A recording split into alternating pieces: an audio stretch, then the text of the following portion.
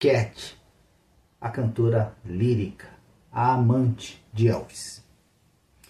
Na parte 3 do capítulo 8 hoje, ela vai tentar explicar, desvendar algumas fofocas que foram feitas sobre Elvis ao longo dos anos e em muitos livros. Por exemplo, diz Cat que Elvis, pelo menos enquanto ela conheceu Elvis, que foi de 1970 a 77, ele jamais roeu as unhas. Também ela desmistifica e afirma que é puro boato que no fim de seus anos, no fim da sua vida, Elvis, com a escalada do consumo de drogas, deixou um pouco de lado a sua higiene pessoal. Vamos ver o que Cat diz a respeito disso. Ela que viveu intimamente com Elvis. E também, será que Elvis era promíscuo? Porque tantas e tantas mulheres que ele se relacionava, tudo isso você vai ver a partir de agora. E Cat. Elvis fez algumas coisas em excesso, admito, mas normalmente tinha uma razão. Por exemplo, houve um incidente em que ele estava no palco e o microfone falhou. Ele pegou um segundo microfone e esse também falhou. Então Elvis pegou 4 ou 5 microfones e disse: "Você não pode errar com 5 desses bastardos." Mas isso era tão típico dele. Seu raciocínio era que se ele tivesse 5 microfones, então um deles certamente funcionaria, e se ele tivesse meio quilo de bacon, alguns pedaços poderiam ser magros o suficiente. Elvis tinha um problema de peso, mas nunca esteve muito acima do peso. Quando estava fazendo filmes, ele tomava pílulas dietéticas e fazia dietas radicais. Anos mais tarde, ele sofreu tremendamente com um cólon espástico, torcido e aumentado. Além do desconforto constante e da dor intensa ocasional que isso causava, era o principal fator que contribuía para o inchaço e a dilatação em seu abdômen. Além disso, isso restringiu sua capacidade de respirar fundo de maneira normal, o que o enfraqueceu em circunstâncias normais e o debilitou durante uma apresentação. As frequentes infecções fúngicas causadas por antibióticos, juntamente com a cortisona que ele precisava tomar, também contribuíram para o inchaço de todo o corpo. As histórias de que ele era gordo e flácido são enganosas. Há uma diferença entre o inchaço causado por sua condição médica e a gordura flácida. Quando o vi nu, o que desfaz outro mito, porque alguém escreveu que as mulheres nunca viam Elvis nu. Ele tinha braços e pernas magros, mas o seu tronco parecia como se tivesse engolido uma melancia. Suas mãos também estavam inchadas, mas isso era retenção de água. Um autor, sem mais nada sobre o que escrever, eu acho, disse que Elvis roía as unhas até a raiz. Nunca vi Elvis roer as unhas. Na verdade, eu costumava me maravilhar com o quão bem cuidadas e bonitas eram suas mãos. Antes do inchaço ocorrer, suas mãos eram longas e seus dedos eram delgados e afilados à perfeição. Talvez tenha havido um período em que ele roeu as unhas, mas não nos 7 anos em que o conheci. Outro escritor imaginativo disse que Elvis usava aqueles maravilhosos cintos enfeitados com joias para esconder sua barriga balofa. Errado de novo. Elvis começou a usar esse tipo de cinto quando estreou em Las Vegas em 1969 e era magro como uma cobra. Devo salientar que usar um cinto chamativo, ao contrário, chamaria a atenção para uma barriga acrescida. Também ouvi dizer que Elvis nunca levantou um dedo para fazer nada por si mesmo e nunca fez as suas próprias chamadas telefônicas. Muitas vezes Elvis fazia um dos rapazes discar primeiro o telefone e fazer o contato inicial com a pessoa do outro lado. Isso não foi posturização nem preguiça da parte dele. Muitas vezes havia uma telefonista de longa distância ou de hotel, e sempre que colocavam Elvis na linha, elas queriam falar e falar. Elvis as adorava e, para ser educado, costumava ficar na linha falando o tempo que quisessem. Mas, se ele estivesse cansado ou com pressa, pediria a outra pessoa que fizesse o preâmbulo por telefone. Na maioria das vezes, quando ele me ligava, ele mesmo discava. Uma revista sórdida disse que Elvis não era uma pessoa limpa, que passava sem tomar banho e era desleixado. Preciso dizer o quão estúpido isso é. Elvis era imaculado. Ele cheirava a Neutrogena a cada movimento. Ele tomava banho ou ducha diariamente, às vezes 2 vezes por dia. Ele cuidava bem de sua aparência até as unhas dos pés e era muito consciente da limpeza. No entanto, depois de 2 horas sob luzes quentes e de sua performance energética, suando em bicas, todos nós cheirávamos como se tivéssemos acabado de sair da quadra de basquete depois de um jogo disputado. Elvis sempre tomava banho depois de um show e eu também. Fico me perguntando onde no mundo os escritores conseguem essas histórias. Por que eles não verificam seus fatos? Quem começa essas mentiras horríveis, afinal? É claro que uma resposta poderia ser que eles não conversaram com ninguém. Um best-seller sensacionalista sobre Elvis foi escrito sem que o escritor falasse com alguém próximo de Elvis. Mas ele o citou mesmo assim e se envolveu em vários processos judiciais. Mas esse livro foi citado repetidamente como sendo a verdade absoluta. O mesmo escritor disse que a audição de Elvis deteriorou acentuadamente quando ele estava em serviço. Que lixo! O escritor baseou a sua história no fato de que, em Las Vegas, Elvis dizia: "Não consigo me ouvir." Isso não tinha nada a ver com sua capacidade de ouvir. Ele simplesmente não conseguia ouvir devido ao volume extremo dos monitores. Poderia haver 30 ou 40 partes que precisavam ser mixadas pelo pessoal do som, incluindo as vozes e os instrumentos, e, muitas vezes, era difícil conseguir uma boa mixagem. Quando Elvis disse "não consigo me ouvir", não era porque seus ouvidos eram deficientes. Ele estava dizendo: "O monitor que contém minha voz não está chegando até mim." Também raramente conseguia distinguir minha voz. Algumas vezes nem sequer me ouvia. Dependia do que passavam no monitor bem próximo ao meu ouvido.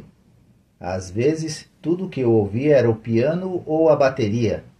A menos que haja um monitor voltado para você com sua própria voz, você não conseguirá se ouvir no palco. Na verdade, Elvis tinha o sentido de audição mais estranho que já conheci. Um dia, na suíte de Elvis, J.G. e eu estávamos conversando. A sala estava cheia de pessoas e o nível geral de ruído era bastante alto. Elvis estava do outro lado da suíte e não poderia ter ouvido o que estávamos dizendo por causa do barulho. Mas, de alguma forma, ele ouviu. Ele se aproximou e nos contou exatamente sobre o que estávamos conversando. Nunca li nada sobre poderes auditivos extraordinários, mas Elvis certamente os tinha. Notei isso muitas outras vezes depois desse incidente também. Há outra história circulando de que Elvis ficou bravo e atirou em um alto-falante. O que realmente aconteceu é que ele ameaçou atirar nos alto-falantes porque o playback do estúdio estava muito ruim. Durante dias ele insistiu com os técnicos se eles não poderiam fazer algo a respeito. Finalmente, na última noite de gravação, exasperado, Elvis pegou uma metralhadora e apontou para o alto-falante. Ele era um ótimo ator, porque todos pensamos que, de fato, o faria. Mas, assim como ele ameaçou, colocou a arma de volta no chão e todos deixamos o local. Eu olho para trás agora e me pergunto como é que Elvis durou tanto tempo na estrada. Quando comecei a turnê com seu show, minha saúde era comparativamente boa. Sempre tive que ficar atenta a resfriados, problemas brônquicos ou dores de garganta e, com meu punhado de vitaminas, fiz o possível para evitar infecções. Com o passar dos anos, porém, fiquei completamente exausta. Contraí infecções persistentes que não me incomodavam há muito tempo. E a falta de descanso e as constantes mudanças de uma cidade para outra afetaram minhas cordas vocais. Problemas de saúde parecem andar de mãos dadas com estar na estrada. Alimentação esporádica, geralmente a comida errada, falta de descanso, às vezes 2 shows por dia e depois para o próximo show onde o único sono que consegui foi no avião. Tudo isso resultou em uma dieta nada saudável. Problemas de saúde viajaram muitos quilômetros comigo, mas pense em Elvis. Ele era a estrela do show, aquele que despendia mais energia do que todos nós juntos. E, no entanto, desde o início ele estava com a saúde muito debilitada. Ainda fico maravilhada com o desempenho dele quando deveria estar no hospital. Se as turnês deixavam uma pessoa saudável doente, então o que dizer de Elvis, que tinha problemas de saúde muito antes mesmo de pegar a estrada? Durante anos, todos os tabloides encontrados nas caixas dos supermercados prosperaram em contar sobre a vida sexual de Elvis. O que eles não sabiam, eles simplesmente inventavam. Mais tarde, escritores de livros pegaram algumas dessas histórias bobas como referência e escreveram sobre Elvis e suas orgias. Bem, Elvis era definitivamente um mulherengo na concepção exata da palavra. Ele simplesmente amava as mulheres. Ele era louco por elas. Lembro de que, numa entrevista a um escritor, eu disse: Elvis estava apaixonado pelo amor. E isso é verdade. Elvis sempre teve alguém em sua vida, e teve até o dia em que morreu. Mas ele não era tão promíscuo como alguns gostariam de acreditar. Elvis me contou sobre seus primeiros dias, quando era muito jovem e estava apenas começando. Sua vida sexual era exatamente o que se esperaria de um garoto privado de dinheiro e atenção, que de repente se tornou o ídolo de todas as meninas da América. Ele aproveitou ao máximo, como qualquer garoto teria feito, penso eu. Mais tarde, porém, as histórias de suas cenas sexuais obscenas são ridículas. Elvis simplesmente não vivia assim. Pelo menos não quando eu estava perto e não quando a maioria das pessoas que conheço que compartilharam sua vida também estavam próximas a ele. Ele tinha montanhas de namoradas, mas não dormia com todas as garotas que cruzavam o seu caminho. Supostamente, Elvis pediu todas as garotas por quem ele se apaixonou em casamento. Ele não me pediu em casamento, embora eu saiba que ele me amava. Mas eu nunca teria sido uma boa esposa para ele e nós dois sabíamos disso. Quanto ao seu eterno falar de bebê com as namoradas, como relatam alguns escritores, Elvis muito raramente usava o mimo, a fala de bebê comigo e nunca pensou em mim como sua mãe, que é o que outros escritores querem que você acredite. Que Elvis estava à procura de outra Gladys. Que bobagem! Acho que é do conhecimento comum que todos nós supostamente procuramos a segurança de uma mãe em tudo. Uma vez, e apenas uma vez, estávamos deitados juntos quando notei um sorriso em seu rosto. Por que você está sorrindo? Eu perguntei defensivamente. Achei que ele poderia estar caçoando de mim. Eu vi esse mesmo olhar amoroso nos olhos da minha mãe, ele respondeu. Posso até prejudicar o meu ponto de vista ao compartilhar esta história, mas a questão é que isto aconteceu apenas uma vez em 7 anos, e não acredito que Elvis tivesse uma obsessão anormal pela sua mãe. Ele era um artista sensível e livre de emoções. Ele tinha pouquíssimas inibições. Tudo o que Elvis sentia estava à vista.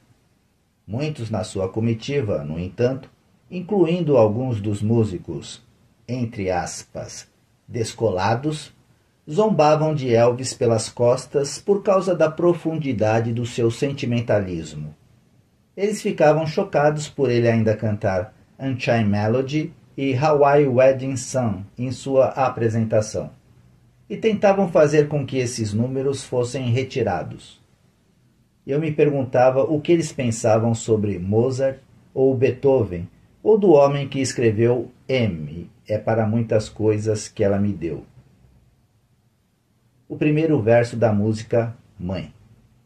Então, se uma vez em um momento de reflexão ele fizesse um comentário amoroso sobre sua mãe, aqueles machos casca grossa, insensíveis, pensariam que ele tinha algum tipo de problema emocional materno.